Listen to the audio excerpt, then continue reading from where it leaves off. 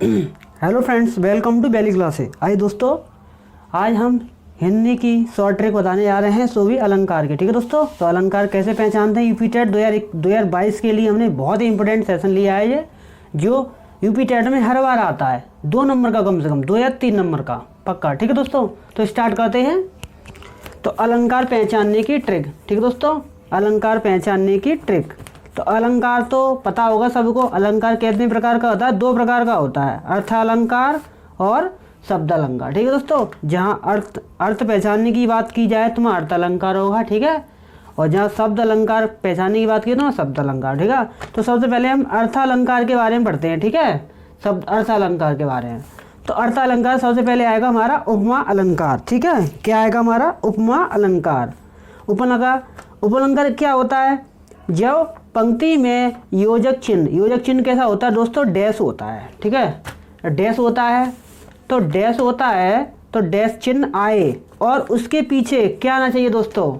और उसके पीछे से, सा और सी, यानी इसके पीछे क्या आना चाहिए? डैश के पीछे सा, से, सा, सी जैसे आदि लगा हो। ठीक है, जैसे जे भी इसके पीछे जैसे आदि लगा हो, तो दोस्तों वहाँ पर क्या होता है? वहाँ उपमा अलंकार होता है। ठीक है, जैसे हमने एग्जाम्पल लिया है पहला, चांद सा। देखो, चांद से पहले डैश लगाया, देखो सा लगाया, सुंदर मुख। ठीक है, दूसरे में क्या लिया? देखो चंद्रमा सा, यानी सा लगाया, जो सा से पहले क्या लगा? डैश लगाए, हमने वही कहा है।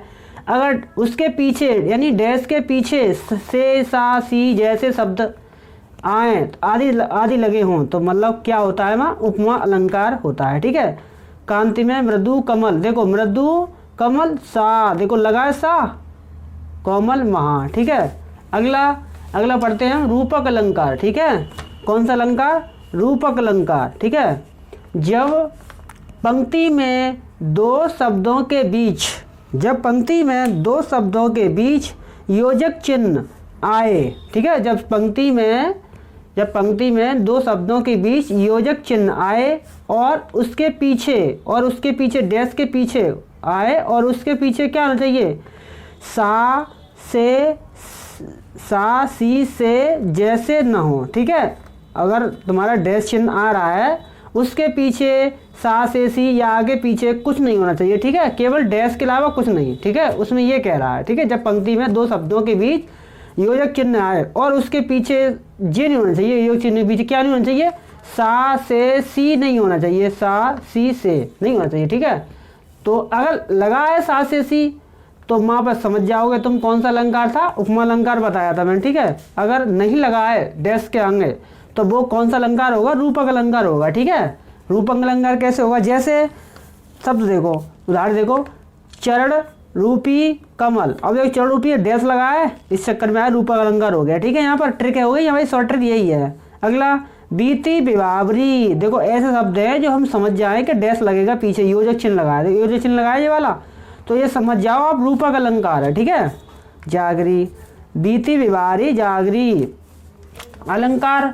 अब देखो उत्प्रेक्षा अलंकार, मोस्ट इम्पोर्टेंट है यूपी टेट के लिए, मोस्ट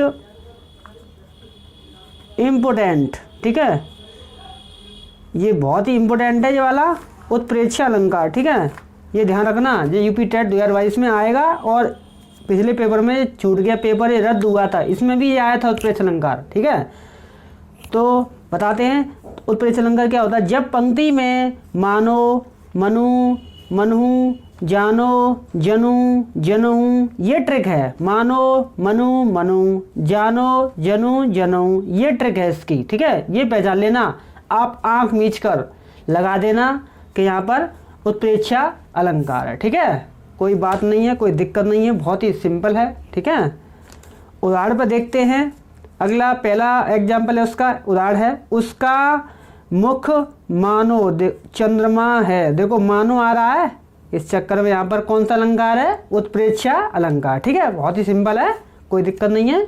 अगला दूसरा, लागत अबध भया बन भारी, मानहु काल रात अंधियारी। देखो मानो, मनहु आ रहा है, देखो मानहु आ रहा है कि नहीं आ रहा है? देखो सिंपल ट्रिक है, बस ये याद कर लो, जानो, जनो, मानो, मनु, मनु।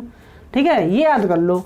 बस सो बहुत सी सिंपल है, ठीक है। और प्रेक्षक अलंकार तो अतिशयोक्ति अलंकार। अब अतिशयोक्ति अलंकार क्या कहता है?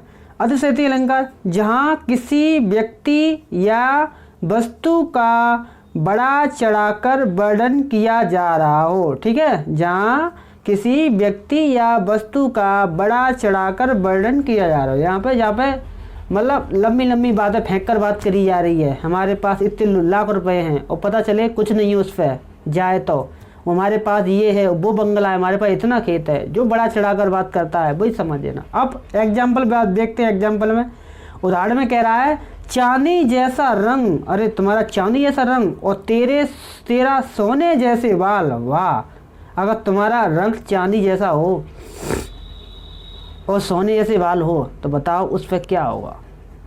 तो देखो बड़ा चढ़ाकर बात कर रहा है तो समझ जाओगे आप। तो कौन सा अलंकार हो गया? अतिशयोक्ति अलंकार, ठीक है। कौन सा हो गया? अतिशयोक्ति अलंकार, इंग्लिश में कहते हैं हाइपरबोले, ठीक है। अगला, हनुमान की पूंछ में लगन न पाई आग, यानी हनुमान जी की पूंछ है उसमें आग न लग पाई है, उससे पहले क्या हुआ है? सारी लंका जारी गई, यानी सारी लंका जल गई, चूर चूर हो गई, मतलब खाक हो गई जलकर। गए निशाचर भाग, यानी सब रे राक्षस, मतलब जो निशाचर थे, राक्षस थे, सब भाग गए दानव देश, ठीक है। तो यहाँ पर भी बड़ा चढ़ाकर बात की जा रही है, क्योंकि हनुमान जी की पूंछ में आग लगी ना, बात है पहले सारी लंका जल गई, तो बड़ा चढ़ाकर है क्या नहीं है? हाँ है, बिल्कुल। तो अतिशयोक्ति अलंकार हो गया, बहुत ही सिंपल है, ठीक है। अगला अब ना लिया हमने भ्रांतिमान अलंकार, ठीक है। भ्रांतिमान अलंकार क्या होता है? देखो 5 नंबर भ्रांति अलंकार। भ्रांतिमान अलंकार होता है, भ्रांति का मतलब ही क्या होता है? भ्रम, यानी कोई भ्रम की स्थिति पैदा करता है। आप यो नहीं कर पाओगे, आप वहाँ पर जब मत जाओ, वहाँ कुछ अनर्थ हो जाएगा, यानी भ्रम की स्थिति पैदा करते हैं कुछ लोग। तो इसकी डेफिनेशन है, जहाँ एक सीधी बात है, हमें डेफिनेशन याद करनी जरूरत नहीं है। वहाँ भ्रांति मतलब समझ रहा है भ्रम की स्थिति, जहाँ भ्रम की स्थिति पैदा हो, बस वही भ्रांतिमान अलंकार होता है। अब कैसे होता है ये देखो, ठीक है। कैसे होता है ये देखो, उदाहरण पर देखो, ठीक है। नाक का मोती अधर से, कांति से, बीज दाड़िम का समझकर भ्रांति से। देखो भ्रांति भी आ गया, देख लो बहुत ट्रिक है ना। तो बस समझ जाओ, कोई नहीं है, बस एक तरह से भ्रम की स्थिति पैदा हो रही है उदाहरण में, ठीक है। अब अगला हमारा आ रहा है शब्द अलंकार, ठीक है। तो वो तो अर्थ अलंकार था, अब आता है शब्दों के माध्यम से बात करते हैं, ठीक है। तो पहला है हमारा शब्द अलंकार में अनुप्रास अलंकार, यानी किसी वर्ग की अनुवृत्ति पुनरावृत्ति होने पर, ठीक है। तो अनुप्रास अलंकार क्या होता है? जिस रचना में वर्ण या वर्ण समूह, वर्ण मतलब का, कबूतर, का, खरगोश होते हैं ना, क, च, जे बड़े तो होते हैं, वर्णमाला होती है ना, क, ख, ग, घ, तो यही वर्णमाला। तो वर्ण समूह बार बार आते हों, तो बार बार रिपीट हो रहे हैं, तो समझ जाओ आप कौन सा अलंकार है? अनुप्रास अलंकार, ठीक है। उदाहरण देखते हैं। कंकन किंकिनी नुपुर धुनी सुनी, ठीक है। कंकन किंकिनी नुपुर धुनी सुनी। देखो क आ रहा है, न और देखो न आ रहा है, इसलिए इस दोहे में मतलब जो ये है ना उदाहरण है, इस देखो रिपीट हो रहे हैं, मतलब बार बार आ रहे हैं कि नहीं आ रहे, पुनरावृत्ति हो रही है वर्णों की। इस चक्कर में यहाँ पर कौन सा अलंकार है? अनुप्रास अलंकार, ठीक है। अगला 2 नंबर एग्जाम्पल, चारू चंद्र की चंचल किरणें। ये तो शायद यूपी टेट में आ चुका है क्वेश्चन, सभी को पता होगा ये तो, ठीक है।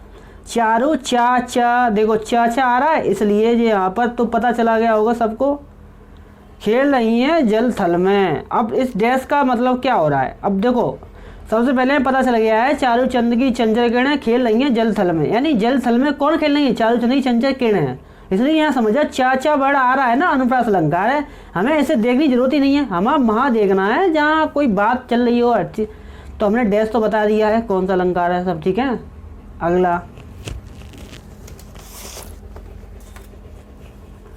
अब नंबर 2 है हमारा यमंक अलंकार, ठीक है। अब यमंक अलंकार कैसे देखते हैं? देखो